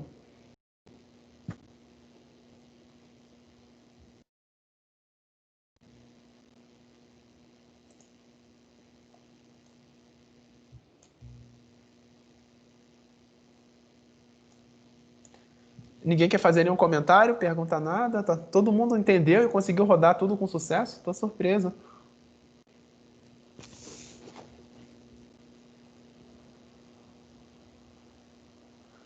Eu que agradeço. Eu que agradeço, né, a atenção de vocês, né, a paciência. Deixa eu te perguntar só uma coisa rapidinho. Obrigado, Tadinho. Deixa eu te perguntar uma coisa rapidinho. Eu não para você que você mandar, por exemplo, o código, caso, como seria você compartilhar isso? Peraí, desculpa, é que deu um corte no áudio. Pode refazer a pergunta, Vitória? Claro. É que no começo das aulas você tinha falado não sei o que, de compartilhar o código para o programa, uma coisa assim. Aí eu queria saber que nesse caso, como que você compartilharia algum... Você tem que mandar esse arquivo para a pessoa e a pessoa vai pegar esse arquivo, abrir lá no interpretador Python dela e rodar. Ah, tá, entendi. Obrigada. A outra opção seria fazer a compilação, né, para PYC, e aí você manda o arquivo PYC, né, que seria aquele código de byte, né. Mas, de qualquer maneira, a pessoa precisa ter o Python instalado na máquina dela para rodar, em princípio. Agora, existe uma maneira de você conseguir gerar uma espécie de executável, entre aspas, em que você coloca, você faz um programa e você encaixota dentro do executável o código e o interpretador Python, e aí a pessoa já recebe tudo junto, né, encaixotado no executável, e a pessoa não precisa instalar o Python para rodar o seu programa. Isso dá para fazer.